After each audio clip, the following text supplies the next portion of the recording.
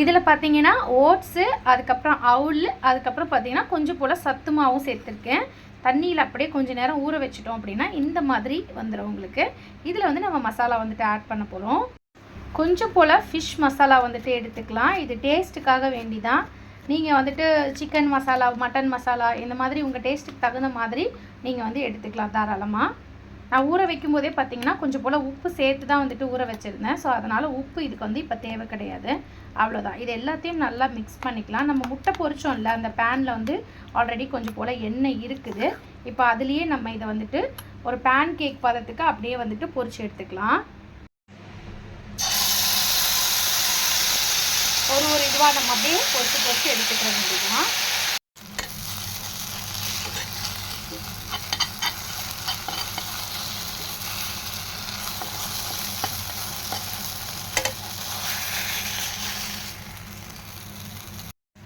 இதை வந்துட்டு அப்படியே பிளேட்டுக்கு மாற்றிக்கலாம். இப்போ அதே பேனில் சப்பாத்தி அப்படியே நம்ம வந்துட்டு ரோஸ்ட் பண்ணி எடுக்க போகிறோம்.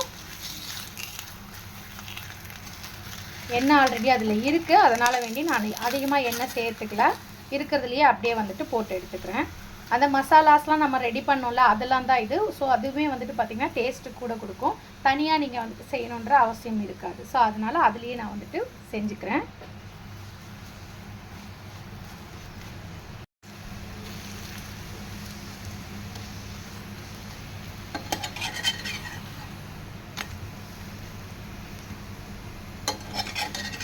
இதையும் ஒரு பிளேட்டுக்கு மாற்றிடுவோம். இன்னொரு சப்பாத்தி ரெடி பண்ணிக்கலாம்.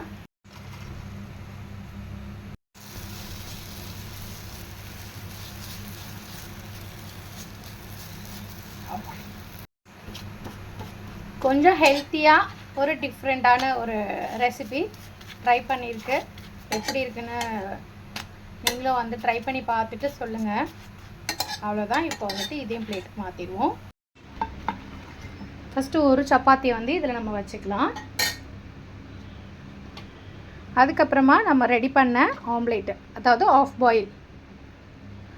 பாயில் அப்படியே போட்டு திருப்பி போட்டிருக்கேன். ஸோ இது ஆம்லேட்டாக சொன்னாலும் சரி, ஆஃப் பாயில்னு சொன்னாலும் சரி, உங்களோட விருப்பத்துக்கு தகுந்த மாதிரி நீங்கள் சொல்லிக்கோங்க.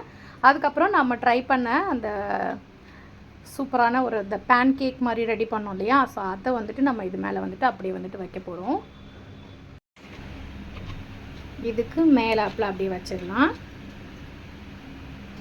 அகெயின் இன்னொன்று அந்த முட்டை நம்ம ரெடி பண்ணோம்ல ஆஃப் பாயில், அதையும் வந்துட்டு இதுக்கு மேலே வச்சிடுவோம்.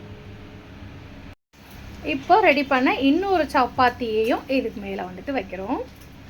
அவ்வளோதான்.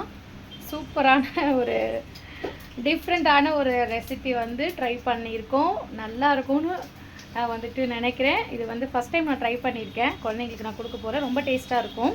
கண்டிப்பாக நீங்களும் வந்துட்டு ட்ரை பண்ணுங்கள். ஏன்னா இது எல்லாமே பார்த்திங்கன்னா நல்லா டேஸ்ட்டாக உள்ள பொருட்கள் தான் நம்ம சேர்த்துருக்கோம். ஸோ பிள்ளைங்களுக்கு ரொம்ப ரொம்ப பிடிக்கும். ஸோ வந்து குழந்தைங்களுக்கு நீங்கள் வந்து ட்ரை பண்ணுங்கள். கண்டிப்பாக உங்களுக்குமே பிடிக்கும். ஜாரா குட்டிக்கு முட்டையை வந்துட்டு அவிச்சு கொடுக்கலான்னு வெளியே கூப்பிட்டேன். பிள்ளையும் வந்தா சாப்பிட்றதுக்கு. அதுக்குள்ளே இந்த குட்டிங்க எல்லாம் ஒரே சத்தம், அம்மாவை காணோம் அப்படின்ட்டு ஒரே சத்தம் கொடுக்க ஆரம்பிச்சிட்டாங்க. பிள்ளை என்ன செஞ்சா, அப்படியே பிளேட்டில் சாப்பாடை வச்சுட்டு பிள்ளைங்க கூட வந்துட்டு உட்காந்துட்டா. பாவமாக இருக்குது பாருங்கள். அதனால் நான் என்ன செஞ்சேன், பிளேட்டை எடுத்துகிட்டு வந்து அவளுக்கு நான் உட்காந்த இடத்துலையே ஊட்டி விட்டுட்டு இருக்கேன். பிள்ளைங்களும் இங்கே கீழே கிடக்குறாங்களா, அவளுக்கும் கொஞ்சம் நிம்மதியாக இருக்குமா. பிள்ளைங்களாம் அம்மா பக்கத்தில் இருக்கான்னு இருக்கும். அதனால் நான் வச்சு ஊட்டிக்கிட்டு இருக்கேன். பிள்ளை சாப்பிட்டுட்டு இருக்கா. தங்கப்பிள்ளை குட்டிங்க எல்லாம் இங்கிட்டு அங்கிட்டுன்னு ஓடிக்கிட்டு இருக்காங்க. அம்மா பக்கத்தில் இருந்தால் மட்டும் சத்தம் இல்லாமல் இருக்கிறாங்க. அம்மா இங்கிட்டு அங்கிட்டு போனா அப்படின்னா ஒரே குரல் கொடுக்க ஆரம்பிச்சிடுறாங்க. கீச்சு கீச்சு கீச்சு கீச்சுன்னு ஒரே சவுண்டு. நீ சாப்பிட்டுத்தாங்க, சாப்பிட்டுக்கோ. நீ எந்திக்க வேண்டாம், நீ இருந்த இடத்துல இருந்தே கேளு, அம்மா உனக்கு கொண்டு வந்து கொடுக்குறேன் சரியா. நீ பிள்ளைங்க கூடவே உட்காந்துட்டு என்னம்மா. தங்கப்பிள்ளை சாப்பிடு. நைட்டு டின்னருக்கு சூப்பரான ஒரு புலாவ் வந்து ரெடி பண்ணியிருக்கேன். இதில் பார்த்தீங்கன்னா மீல் மேக்கர், அதுக்கப்புறம் வந்துட்டு கேரட்டு, மிளகு, சீரகம், பட்டை, கிராம்பு, ஏலக்காய், அதுக்கப்புறம் பார்த்தீங்கன்னா சூப்பரான இன்க்ரீடியண்ட் என்ன அப்படின்னா இந்த மொச்சுக்கட்டை சொல்லுவாங்கள்ல, அந்த மொச்சுக்கொட்டையும் வந்துட்டு இதில் சேர்த்துருக்கேன். ரொம்ப அருமையாக இருக்கும், நல்ல டேஸ்ட்டாக இருக்கும். இதில் கூட பார்த்திங்கன்னா 3 பச்சை மிளகாய் மட்டும்தான் காரத்துக்கு ஆட் பண்ணியிருக்கேன். வேறு எதுவுமே கிடையாது, இது மட்டும்தான். தேவையான அளவுக்கு உப்பு சேர்த்து இது ரெசிபி வந்து செய்ய வேண்டியதுதான். அந்த ரெசிபிக்கான வீடியோ வந்து ஆல்ரெடி நான் போஸ்ட் பண்ணியிருக்கேன். அதை நான் லிங்க்கில் கொடுக்குறேன், நீங்கள் போய் செக் பண்ணிக்கோங்க. சரி, இதுக்கு தொட்டுக்க என்ன செஞ்சுருப்பேன் வாங்க பார்க்கலாம். இதுக்கு தொட்டுக்க பார்த்திங்கன்னா சூப்பராக மீல் மேக்கர் போட்டு, அதுக்கப்புறமா பார்த்திங்கன்னா மொச்சக்கொட்டை போட்டு சூப்பரான ஒரு கிரேவி ரெடி பண்ணியிருக்கோம். இதில் வந்து சிக்கன் மசாலா, தனி மிளகாய் தூள், கரம் மசாலா, இஞ்சி பூண்டு பேஸ்ட்டு, ஒரு 2 வெங்காயம், 2 தக்காளி, அவ்வளோதான். அவிச்ச முட்டைகளை சும்மா இந்த மாதிரி கீறி இப்படி போட்டோம்னா அந்த மசாலா பார்த்திங்கன்னா அப்படியே அழகாக உள்ளே போயிட்டு பதிஞ்சிடும். சாப்பிடும்போது பார்த்திங்கன்னா அந்த மசாலா பதிஞ்சிருக்கும். சாப்பிட்றதுக்கு ரொம்பவே டேஸ்ட்டாக இருக்கும்.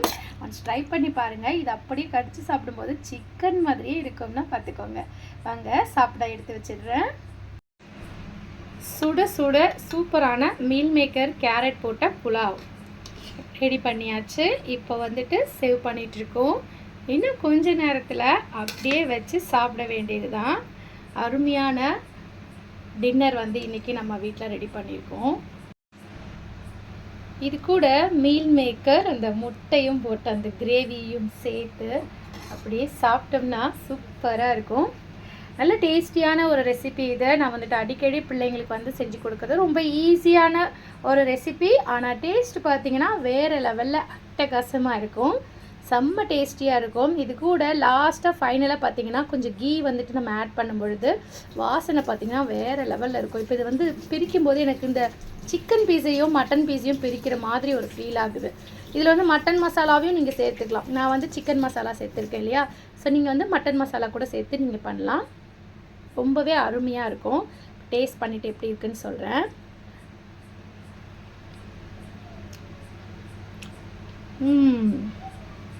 வேறு லெவல் செம்மையாக இருக்குங்க. கண்டிப்பாக வந்து ட்ரை பண்ணி பாருங்கள். லஞ்ச் பாக்ஸ்க்கு மறக்காமல் ட்ரை பண்ணி பாருங்கள்.